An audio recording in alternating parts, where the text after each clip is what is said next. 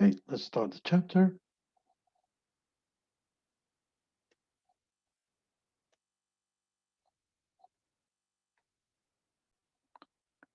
Okay, so in the chapter 12, we will be talking about the factor of production. And in this chapter, we will be demonstrating that the demand for supply for the labor depend on the productivities of the labor. We're also going to explain how monopolies, trade unions, and trade associations impact the labor market, and explain why factors that are highly inelastic in the supply require a special analysis.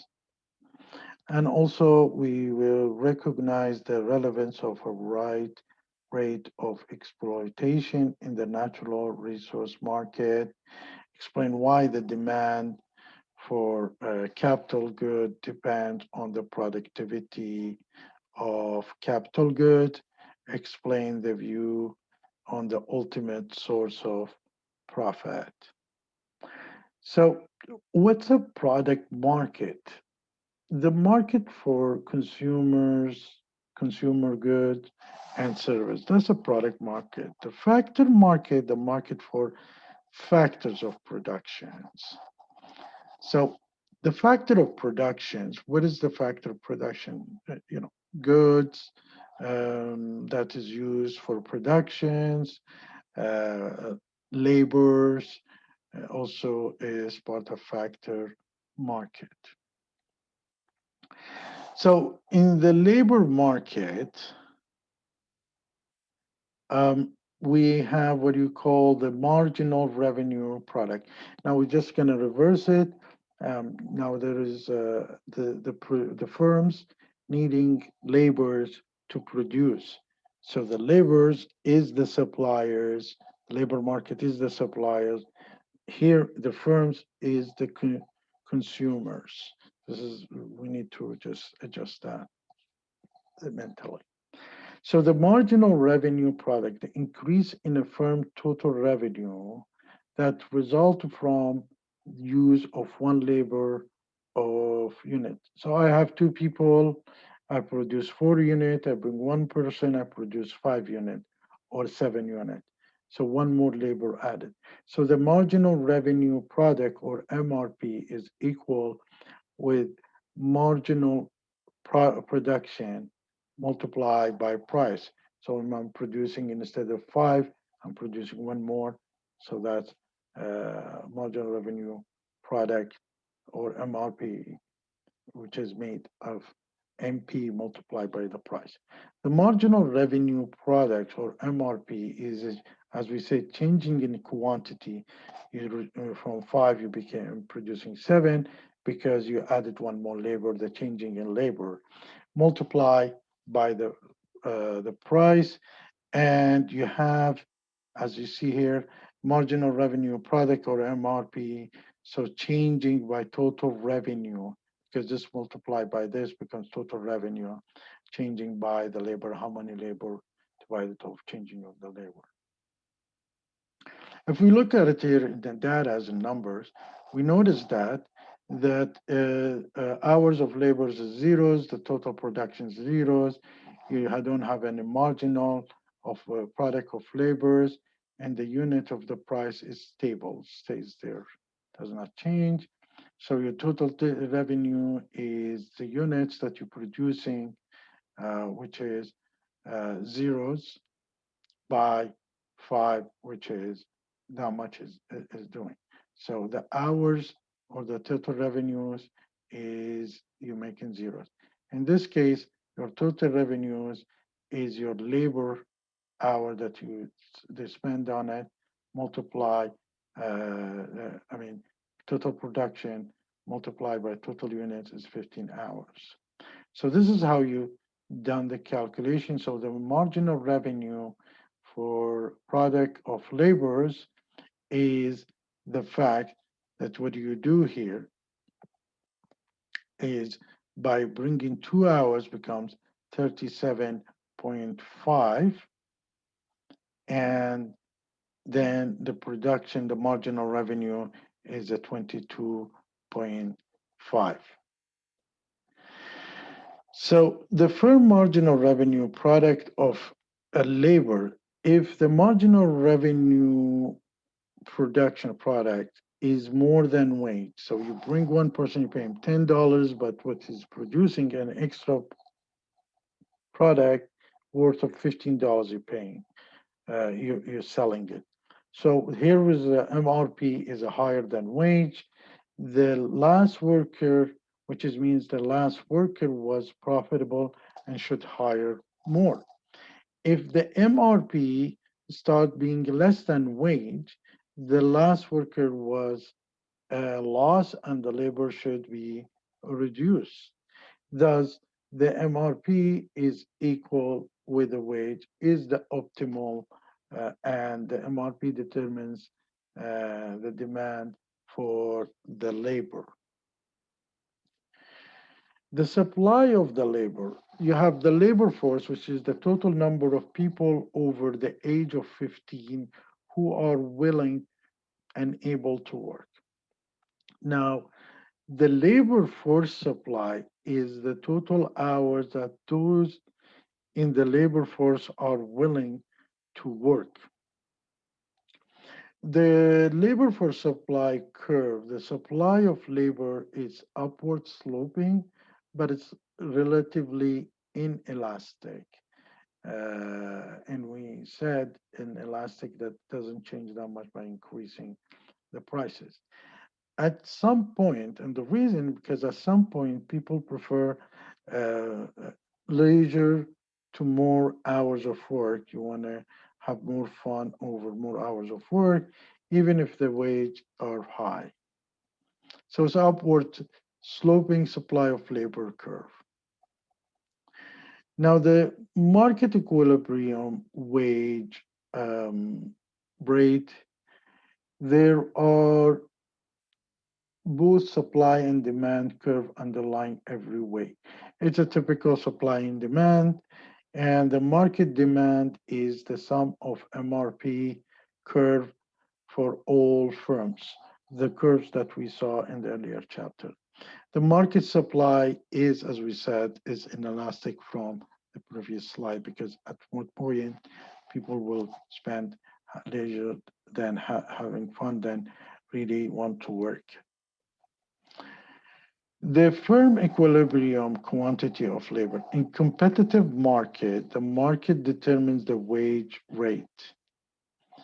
And so the firm is, it is a fix because supply is constant at certain and can produce, so the MRP is fixed. The firm does face a perfect elastic supply curve. That's in the long run. And the individual firms force a perfectly elastic supply curve, and the intersection of MRP gives an equilibrium of, quantity hours here. Let's say there's a high salaries, you will see there is more people coming in from other countries, and more supplies is happening. So just to understand, if the output can be sold at for the $3 per unit, then you will have, one with the 1 hour labor work, the total product is a 3, your marginal product is 3 producing from 0.3, and your marginal revenue 3 multiplied by 3 is $9. And if the wage market is $9 an hour, then what the profit maximization is when these are equal. Is in other words, when the MRP said equal with the wage rate. This is where the equilibrium, we talked about it, which is at $9, which is this one, and uh, 6 hours labor which gives you 25 unit. So you need for 6 hour labor, 25 unit, and your marginal product is extra 3 units. So you start from 3, kind of start declining, and then your marginal revenue product is $9 because it's $9 equal with the salary that you are paying, $9 per hour. So in the monopsony, a market structure in which there is only one buyer. We said in monopoly is only one seller. Here is only one buyer. In monopsony labor market, additional labor can be hired only if a higher wage rate is offered to all workers. The labor supply curve, we know that is upward, slopes upward, and the cost of hiring an extra worker is called the marginal wage cost. It's just when you extra product you produce the marginal cost. This is the marginal wage cost. So the productivity and the real wage. In the productivity, when we talk about it, and real wage, not the nominal wage. The real wage is the purchasing power of the nominal wage. That is the nominal wage divided by the price of labor. And we spoke about it in chapter 2, I believe. And the nominal wage is a wage rate expressed as a dollar and cents figure. And we spoke about it saying somebody who makes $1,000 in India can purchase much more with it than somebody who makes $1,000 in Canada. That's what you call a real wage. But the both nominal wage is 1,000. So the real wage is the nominal wage divided by the price level. Now, an economy, real output and real income are the same thing. And that's justified by the fact that your real income can have the demand for real output, and they have to meet each other and on an equilibrium point. Does an economy real income or real wage rate per worker can only increase at about the same rate as the output per worker. Worker goes in, increase his output, his real wage increases, and in general, that he can buy them more. Because he's increasing his output, he's getting more income, and his more income converted to more real income, and he can purchase outputs. So the summary, both supply and demand are determined the wage rates. There are a distinct long-run trend of the growth in both the labor supply and the demand. The average real wage for a labor for the whole economy has increased over time. And this is closely related to increase in a labor productivity. They produce more. Here comes in the trade union and the association. The economic objective of them is increase the compensation received by their members, the workers, and or improve the working condition of their members. In the trade union association, their approach is first increase the demand for their members through by advertising the employer's product or their members' skills. And also they can, their approach is restrict the supply of labor, so they don't let the firm hire more laborers, replacing the expensive one, by convincing and through also by convincing the government to create a legal qualification for the worker and then restricting a number of people obtaining such a qualification, like we see in uh, uh, within the doctors and lawyers.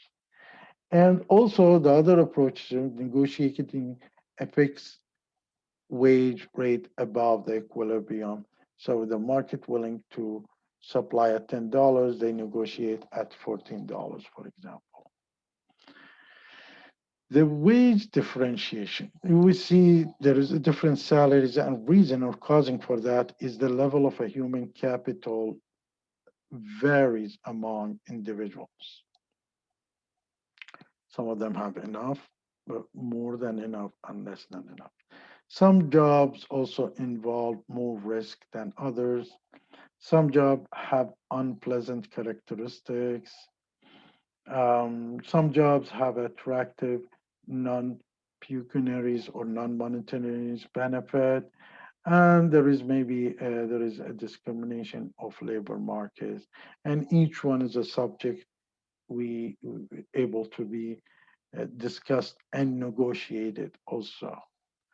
But in overall, we need to draw the supply and the demand of labor curve for any economy, just drawing supply and demand regularly. Indicate the equilibrium and the quantities. So the equilibrium and quantities, as let's say D1 and C1 is a W1, and the quantity is here. Now, increased demand for labor and restrict the supply of labor. So we have an increased demand. So there is a shift in for the demand, because we said here is the labors, and this is supply of the labors, and this is demand, which is the firms. So what we'll see, we will see a shift out by the demand, which is they increase the labor salaries, but the quantity is remain the same. Now, um, is the new wage, which is W2 rate, higher or lower? Well, definitely you see is a higher, because the demand for labor has shifted out. So it's higher. Now, is the new quantity or lower? Is the new quantity higher or lower than before? Then it's depend on whether the supply moves more than, less than, or the same amount as the demand. We saw in the supply and demand. Here is depend. So if there is a shift out from demand, we notice the wage is more and the quantity is the same. Now it's depend whether this will be shifting out, shifting in, or stays at is. So what's the reasons that demand might increase? uh, and two reasons that the supply might decrease. So what's the reason to demand shift out might increase, or the supply might decrease? In the labor demand increase, which is from D1 to D2, is the productivity raises and total output for the economy increases.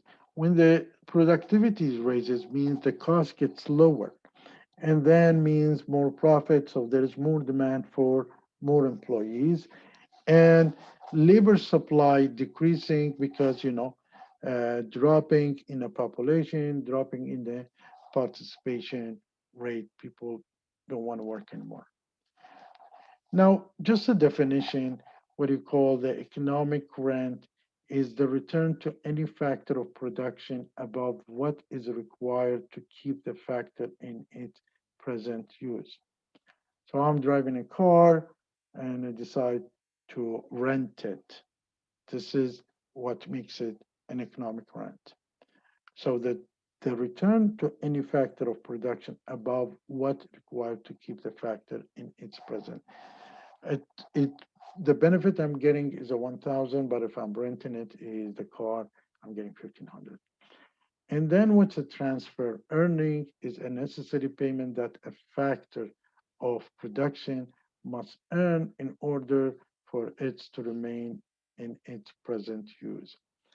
So if I'm not utilizing the car and I'm paying 1,500, I'd rather to return it and keep my 1,500. But if I'm making 1,500 income from renting the car of 1,500, then I'll keep it or more. So if a land has only one use, its supply is inelastic. There's a limited land. So the price of the land is a demand driven. The land is supplied one, so it's depend on the demand is the price is driven as you see here in the graph.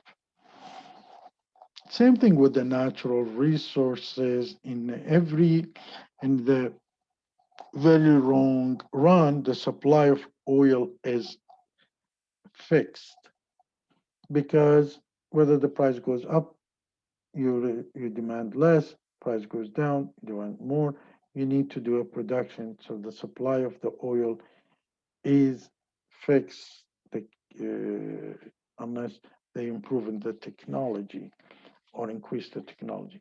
Today, more is for the sales at the higher price. The optimum rate of extraction of oil depends on the rate at which the price of oil is changing and the interest rate. So if the price of oil goes higher, there is more extraction of oil, but also you need to buy equipment to extract this oil. How much you're paying for these equipment as a you're getting loan or something, the interest rate of it. The market for capital good, the demand for capital good is derived from the marginal revenue of the capital. So we said that the MRP of capital is the additional benefit from employment of the next unit of capital. And we spoke about this in chapter 9. The demand for good is inversely related to the cost of financing. So the higher interest rate, the less you're interested to buy goods. So it has a reverse relation. Now, the demand for capital good can also be affected by improvement in technologies.